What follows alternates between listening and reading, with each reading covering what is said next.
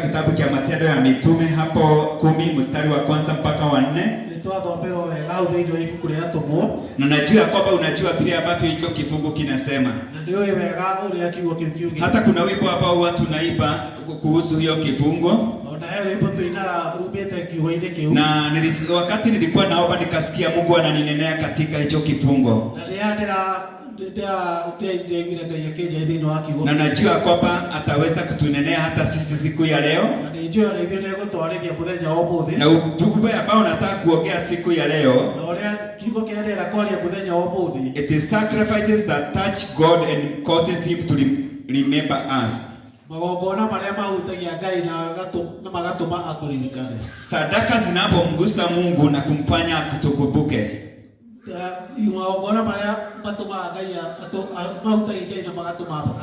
Na tumesomewa kuhusu mtu mmoja ambaye alikuwa anajulikana kama Kornelio. Nimelitamka kwa Kikuyu ili tukaweza kulishika vizuri. Na Biblia imesema vizuri kuhusu huyo mtu. Ya kwamba huko Kaisaria palikuwa na mtu mmoja jina lake Kornelio. Akida wa kikosi kiitwacho Kiitalia. Na huyu mtu alikuwa ni mcha Mungu pamoja na nyumba yake.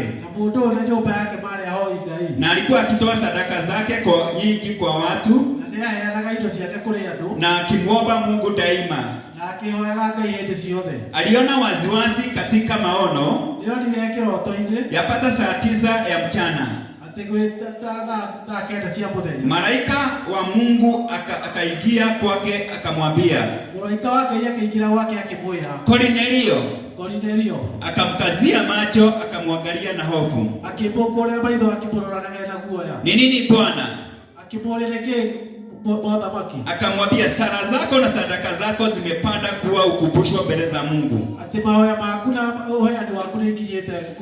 Basi sasa tuma watu wakaende Yafa ukamuite mtu mmoja aitwaye Simoni, jina lake la pili ni Petero. Kwa hivyo najua tumeshika kuhusu mtu ambaye alikuwa anaitwa Kornelio. Na nilikuwa ninachunguza katika maandiko nikaona ya kwamba kuna mambo mengi sana, kuna vifungu vingi sana zinaongea kuhusu Kornelio.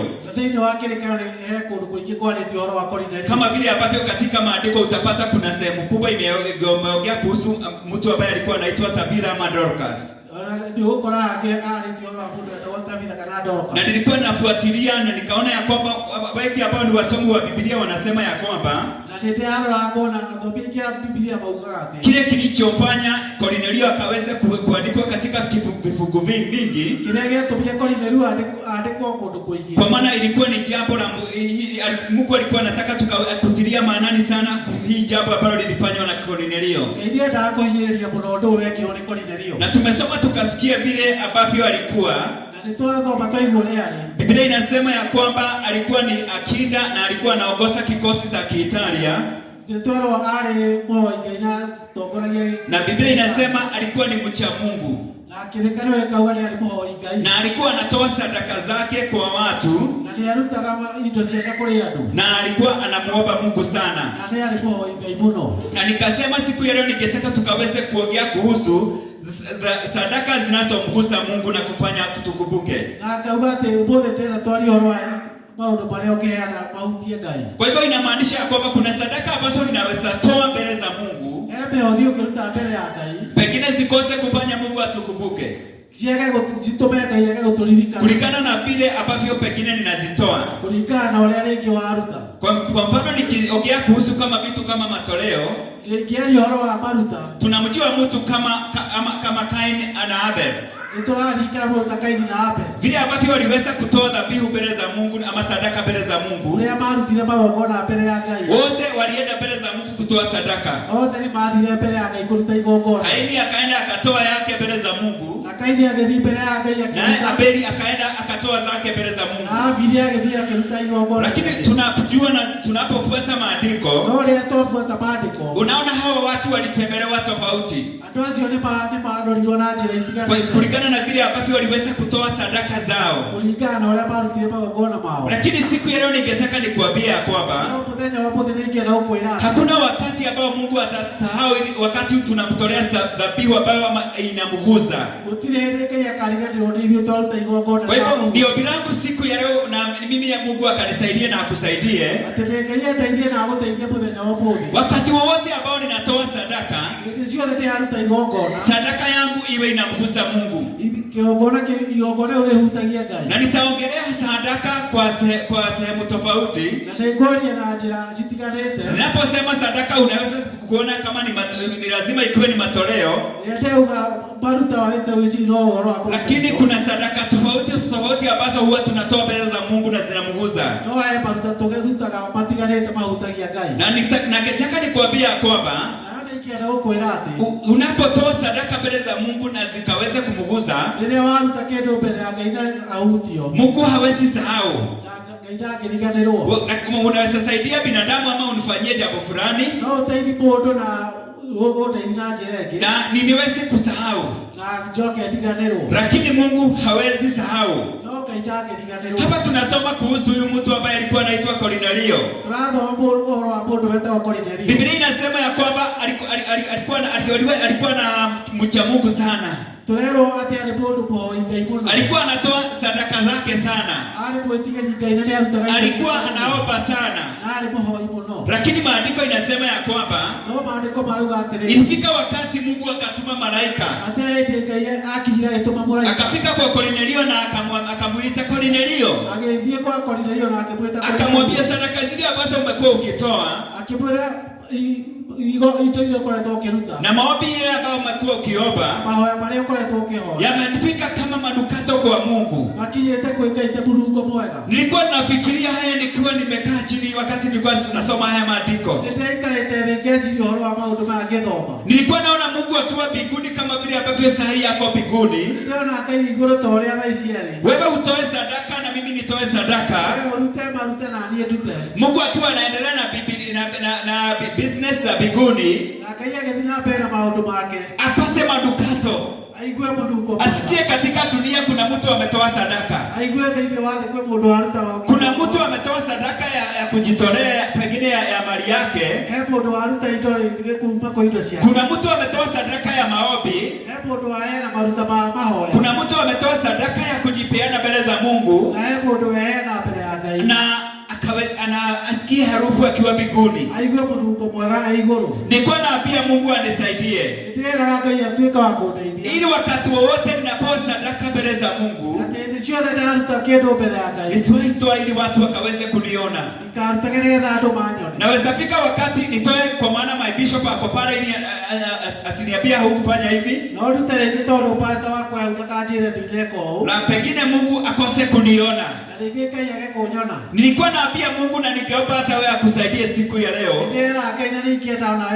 Wakati wote unatoa sadaka yote, iwe ni sadaka ya maombi, hiyo ni sadaka ya kujipeana mbele za Mungu, hiyo ni sadaka ya kupeana mali yako, hiyo ni sadaka ya kutii Mungu, iwe ni sadaka ya kumwabudu Mungu kama vile ambavyo tulikuwa tunamwabudu siku ya leo. Nisiwe ninafanya ili pengine watu wanione. Nifanye ikiwa imetoka katika moyo wangu, na wakati ninaitoa iwe inamgusa Mungu. Jambo la kwanza ningetaka kuongea kuhusu sadaka ya maombi. Kuna maombi ambayo tunaweza fanya mbele za Mungu, na ninafurahia kwa maana my pastor aliweza kufundisha kuhusu maombi. Hiyo maombi ambayo umeomba ikaweze kumfikia Mungu, kulingana na vile ambavyo utakuwa umejipeana, kulingana na vile ambavyo utakuwa umenyenyekea, kulingana na vile ambavyo utakuwa umejitoa kabisa katika maombi. Mungu akiwa mbinguni anasikia hilo ombi, na hakika akiwa katika business yake. Kwa maana nilikuwa nafurahia sana wakati nilikuwa ninawaza hili. Nilikuwa naona Mungu akiwa katika business ya mbinguni. Kwa maana hata wakati kuna ile business ambayo Mungu anafanya sisi hatujui, lakini kuna ile kazi ambayo anafanya kwa mbinguni. Eti mtu fulani aombe. Yale maombi ambayo umeomba ikaweze kumfikia. Ningetaka nikwambia kwamba nilipokuwa nafuatilia haya maombi ya Kornelio, ilikuwa ni maombi ya persistency. Kila wakati Kornelio alikuwa anaomba. Kornelio alikuwa ni kiongozi katika vita. Alikuwa ni mcha Mungu. Alikuwa anapeana mali yake kila wakati. Alikuwa anampenda Mungu sana. Na alikuwa anaomba kila wakati. Na katika hii mambo yake ya kuomba Mungu kila wakati, Mungu katika kipimo chake kama Mungu akaona hakika huyu mtu amejipeana kwangu. Na ningeomba siku ya leo na Mungu akaweze kunisikia na akakusikie. Kila wakati wowote tunapotoa dhabihu na ombi mbele za Mungu, tuwe tunatoa dhabihu ambayo itamgusa Mungu. Nilikuwa nasikia kunyenyekea sana nikiona vile ambavyo huyu mtu alikuwa anafanya. Ndio alikuwa na chia kubwa sana, lakini alikuwa anatoa ile dhabihu ya maombi. Kama kuna kitu kitatupeleka wapendwa, ni kama tutakubali kutoa dhabihu ya maombi. Na dhabihu yetu ya maombi, tuombe Mungu iwe ni dhabihu ambayo itamgusa. Naweza kuja huku niweze kuniombe siku mzima, lakini nikose kumgusa Mungu. Lakini naweza omba hata siku 3, lakini nikose kumsikia Mungu. Lakini nikaomba siku ya leo, Mungu akakusaidia na akanisaidie. Ninapotoa dhabihu ya maombi, niwe ninatoa dhabihu ambayo itamgusa Mungu. Na tumefundishwa vizuri na mchungaji wangu pale. Na hapo amenisaidia katika pointi hii ya maombi. Sitaingilia sana kwa maana aliweza kutukumbusha kile kinachozuia maombi kusikika na Mungu. Kwa hivyo ukiwa na yale mambo ambayo tuliweza kujifundisha asubuhi, ukiomba ukiwa na shaka, ukiomba ukiwa pengine ukiwa hauna imani, ukiomba ukiwa pengine uko na unforgiveness,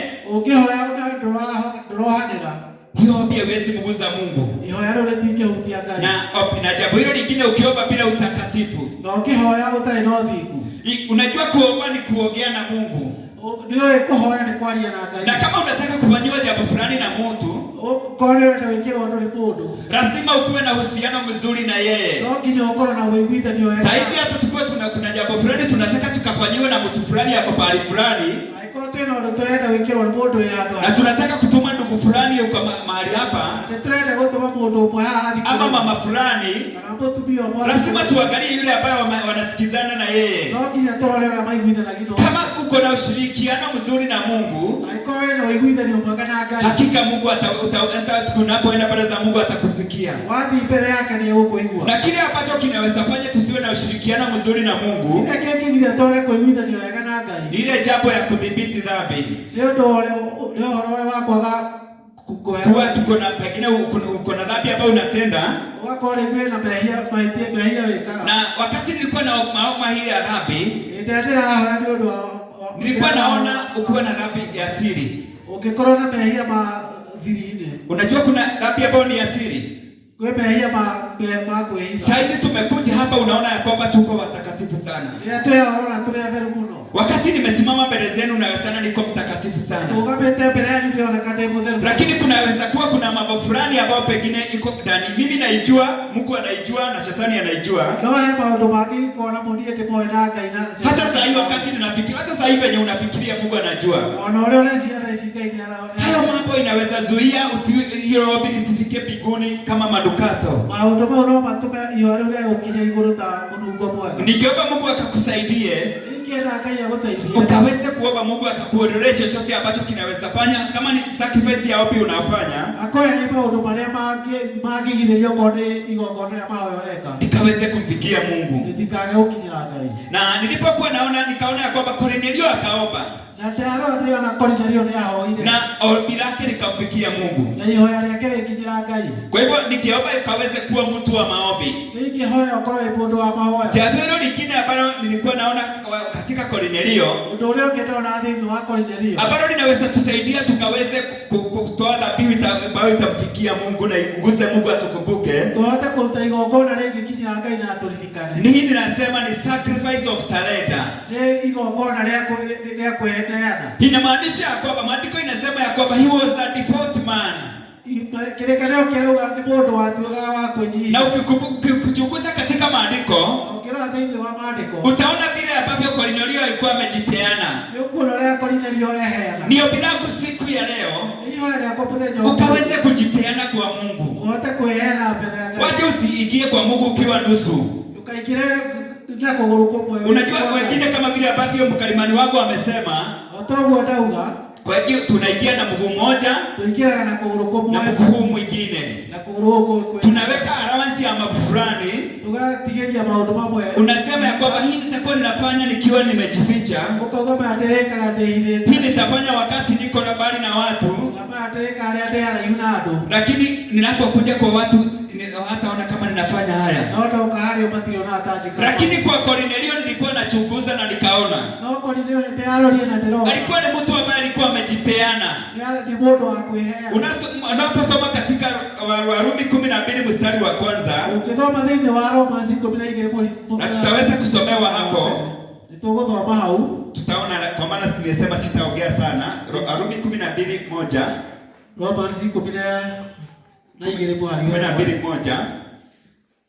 taona vile ambavyo Paulo anaambia watu wa Warumi. Nitukuona wale Paulo arera andu a Roma. Aroma 12:1. Tondu wa maundu macio ari wa ithe witu ri, ndamuthaitha ni undu wa uria Ngai ana muiguira tha ati mwirute mĩĩrĩ yanyu ituike ihaki ria kumuhakira igongona narĩo rĩrĩ muoyo na rĩrĩ itheru, ona rĩrĩa rĩngĩtĩkĩrĩka nĩ Ngai, arĩguo ũtungati wa ũhĩgu ũrĩa ũmwagĩrĩire. Nasikia venye Mungu alimwambia Paulo aliweza kuambia watu wa Warumi wakaweze kujitolea na kujipeana, kutoa miili yao. Kwa hivyo ndio nikasema there is a sacrifice of surrendering yourself to Christ. Unakuwa na uhakika ya kwamba mwili wako umepeana kwa Mungu. Unajua wakati unatenda dhambi na huu mwili, hakika hauwezi omba kama ni ombi utaomba limfikie Mungu. Nikaweze kumfikia kama manukato, kama vile ambavyo tuliona Kornelio aliweza kufanya. Kwa maana maandiko inasema ya kwamba huu mwili ni hekalu ya Mungu. Na ndiposa Paulo akaambia watu wa Warumi wakatoe huu mwili, wakautoe kama dhabihu mbele za Mungu. Ndio sasa inakuanga wakati huko umeokoka, haukuwa katika chini ya sheria, lakini wakati uliokoka sasa huu mwili ni wa Mungu. Jambo lolote ambalo unafanya na huru mwili na unaona kwamba halifai, ujue kwamba ni hekalu ya Mungu ambao unakosea.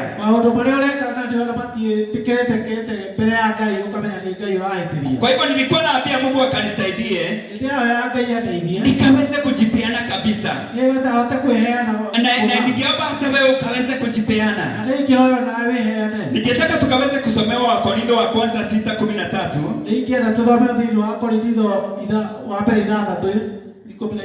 Na ndio tutaweza kubarikiwa. Bado inatilia maanani juu ya kujipeana, kutoa hiyo sacrifice ya surrender. Huu mwili wako ni hekalu ya Mungu. Na kama unataka wakati unatoa dhabihu inamguza Mungu, na uko ndio kwa ndio la igongona likahutia Ngai, hakika ni vizuri ukaweze kutunza kulingana na vile ambavyo Mungu ametuambia. Na ndio wega urore kulingana na ile Ngai atwirite. Na tutaweza kubarikiwa tunaposoma Wakorintho wa kwanza 6. Wakorintho wa mbere 6. Hapo mstari wa 13. Iko 13. Tutasoma na Baba Saimo. Wakorintho wa mbere 6, iko 13. Acha nikaweze kuona 1 Corinthians 6:13.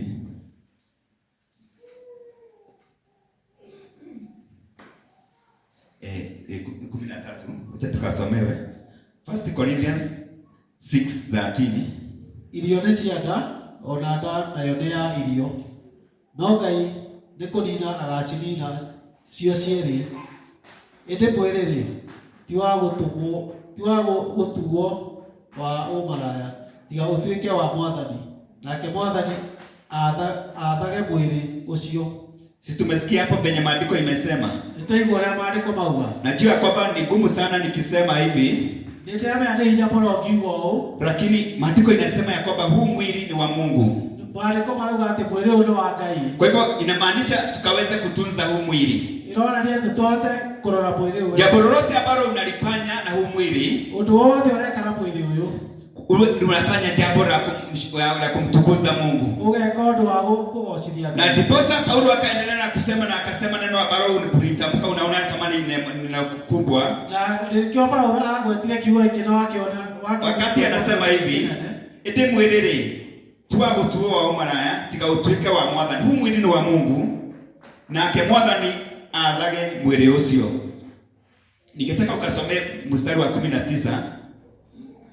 Ukasome mstari wa 19 katika hiyo wa Korintho.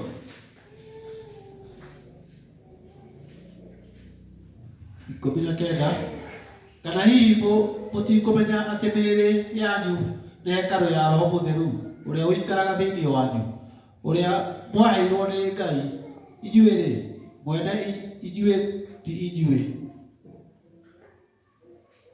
Getho njokere. Kana hihi mũtikumenya atĩ mĩĩrĩ yanyu nĩ hekarũ ya Roho Mũtheru ũrĩa ũikaraga thĩinĩ wanyu, ũrĩa mwaheirwo nĩ Ngai. Inyuĩ-rĩ, mwene inyuĩ ti inyuĩ. Si unasikia? Nikiomba Mungu akatusikie. Ningehoya Ngai atuigue. Tukaweze kupeana hii sacrifice ama sadaka ya kujipeana. Turute igongona rĩrĩ rĩa kwĩheana. Ujipeane kabisa kwa Mungu. Weheane fiyo kwa Ngai. Jambo la kwanza tukaona ya kwamba ukaweze kutoa dhabihu ya maombi. Na unapofanya toa dhabihu ya maombi kama vile ambavyo Mungu ametuongoza, itaweza kumgusa Mungu kama vile ambavyo iliweza kumgusa Mungu wakati wa Kornelio. Jambo hilo lingine la pili ni hili jambo la kujipeana, surrender. Unatoa dhabihu ya kutoa mwili wako, unapeana mwili wako kwa Mungu. Hata ukisikia kwamba mwili unataka mambo ya hapa duniani na sio mambo ambayo Mungu yanampendeza Mungu, unamtolea ushuhuda mwambia kwamba wewe huu mwili ni wa Mungu. Jambo hilo lingine, the sacrifice of giving.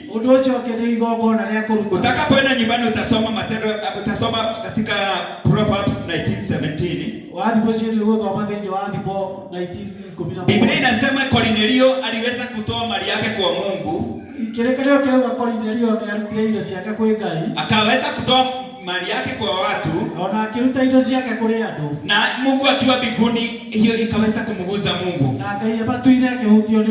Ningetaka nikuombe na siku ya leo niambie Mungu anisaidie na akusaidie. Wakati wote ninatoa dhabihu mbele za Mungu ya kumtolea, niwe ni kitu ambacho nimejiandaa katika mawazo yangu. Niwe ninajua kwamba hii dhabihu nitakapoitoa, naomba Mungu ikaweze kukuguza ukiwa mbinguni. Hebu imagine kumtolea Mungu tu kama vile ambavyo Kornelio alifanya. Na kuomba Mungu. Na kuwa na muogopa Mungu. Na Mungu akiwa mbinguni akasikia harufu imefika kwake. Na mpaka sasa akasema, sasa malaika akatuma malaika. Naona akituma malaika akimwambia malaika aende kwa mama fulani. Muraika. Akamwambia hata umwambie sasa nimesikia maombi yake. Sasa nimesikia ile kupeana ambayo umepeana. Ile maombi ambayo ameomba yamefika kwangu. Ningeomba siku ya leo jambo lolote ambalo tutakuwa tunafanya kama ninakumpea Mungu. Tuombe Mungu ya kwamba kila wakati unaomba usio ninatoa tu kwa maana kunatolewa. Lakini kusema kama siku kama ya leo unaweza kosa kufanya hivyo kwa maana huko umepanga. Lakini kila siku ikifika Monday unaanza kuomba. Unaomba Mungu, unamwambia kwamba Mungu, naomba nitakapotoa dhabihu siku ya Jumapili ya kukutolea ikaweze kukuguza. Na hili ambalo linaguza Mungu inamaanisha kuna vile ambavyo alikuwa amelitoa. Inamaanisha Kornelio alikuwa amejipanga kwa maana alikuwa anajua kwamba anataka kumguza Mungu. Kwa hivyo nilikuwa naona katika maandiko, giving is an act of worship. Ni kama maajabu ya kuomba. Mungu anaona jambo lolote ambalo tunampatia kwa upendo.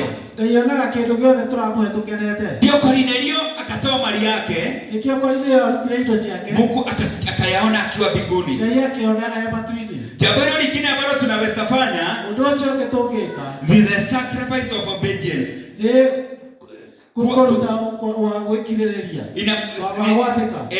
The sacrifice of obedience. Ndipo sasa Mungu akamwambia Samueli pale katika Samueli wa kwanza 15:22. Samueli, wacha tukaweza kusoma hapo na sitasoma pengine juu najua sasa ninamalizia. Samueli wa kwanza 15:22. Samueli wa pele 15:22. Tutaweza kubarikiwa.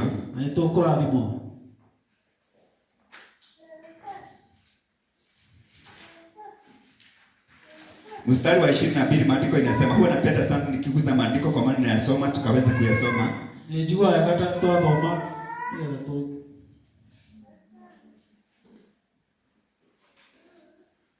Wacha tusome 21 na 22 tukasomewe. Samueli wa mbere 15 tuthome 21 na 22. No rĩrĩ andũ aitũ mathire na indo imwe iria ciatahĩtwo, ng'ondu na ng'ombe, nacio nĩ iria njega mũno thĩinĩ wacio ciambũrĩtwo cia kũrutĩra Jehova. Gĩtũcokere. No rĩrĩ nĩ andũ aitũ mathire na indo imwe iria ciatahĩtwo, ng'ondu na ng'ombe, nacio nĩ iria njega mũno thĩinĩ wacio ciambũrĩtwo cia kũrutĩra Jehova Ngai waku magongona gũkũ Giligali. Samueli akiuga atĩrĩ, anga Jehova akenagio mũno nĩ mahaki ma njino na magongona ta ũrĩa akenagio nĩ gwathĩkĩra uge wa Jehova. Atĩrĩrĩ, gwathĩkĩra Jehova nĩkuo kwega gũkĩra magongona na kũmũigua gũgakĩra maguta ma ndũrũme. Mfalme alikuwa ametumwa na Mungu. Mthamaki mwenye tumetwa na Ngai na akaambia kwamba akaweze kuwamaliza Waamaleki wote. Na akiwa anine Waamaleki wote. Na hata mali yao akaweze kuimaliza. Ona indo ciao ciothe acinine. Lakini alipofika kule, akaona vitu fulani vilikuwa vya dhamana. Akiona indo imwe ni cia goro muno. Akachukua mfalme akamweka. Na alikuwa ameagizwa na Mungu akammalize. Na akachukua vitu zingine ambazo zilikuwa zinaonekana ni nzuri. Na katika moyo wake akafikiria kwamba hizi vitu ambazo nimechukua zingine nitazitoa kama dhabihu. Na ndipo sasa hapa sasa Samueli, wakati kwa maana alikuwa ni nabii wa Mungu, wakati alimwambia kwamba anasikia sauti ya mbuzi, na alisikia katika roho wa Mungu kwa maana alikuwa ni mtu wa Mungu. Akamwambia, nimeweka hizi kwa maana nilikuwa nataka kumtolea Mungu dhabihu. Akamwambia, Mungu hafurahishwi tu na dhabihu. Mungu anafurahishwa wakati tunamtii. Ni vizuri tukaweze kujua ya kwamba kuna sacrifice ambayo tunaweza toa ikamguze Mungu. Ya kuguza Mungu. Ya kama hii ya kumheshimu, ya kutii Mungu. Ndio alikuwa ameambiwa kwamba alikuwa ameambiwa wamalize kila kitu kule, wachome kila kitu, waharibu kila kitu, lakini wakachukua zingine. Mungu akiwa mbinguni akaweza kukasirika sana. Ni ombi langu siku ya leo tukaweze kufanya kama Kornelio.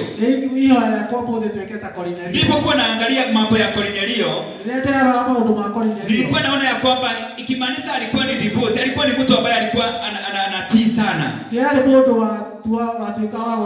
Na kwa maana alikuwa anafanya hivyo, Mungu akamsikia akiwa mbinguni.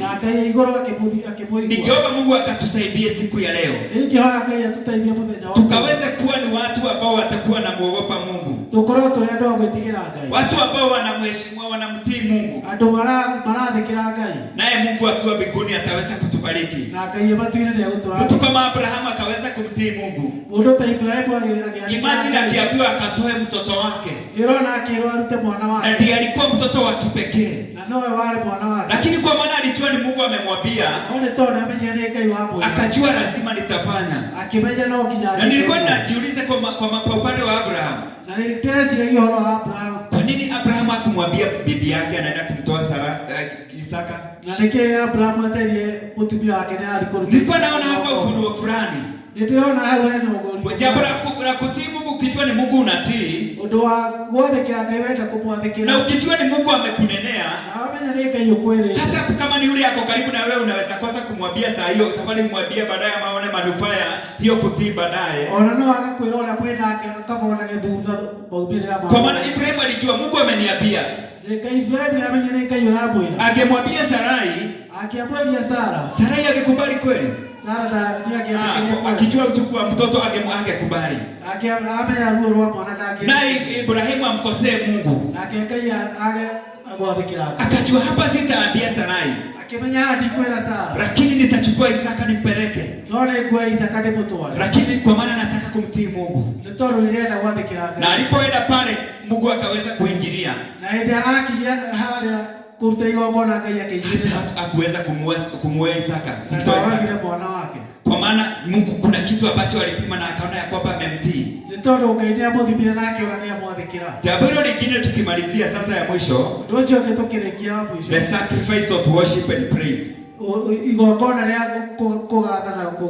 Kama vile ambavyo ilikuwa siku ya leo, it was our 10th Sunday. Tulikuwa tunaimba hizo nyimbo za tenzi,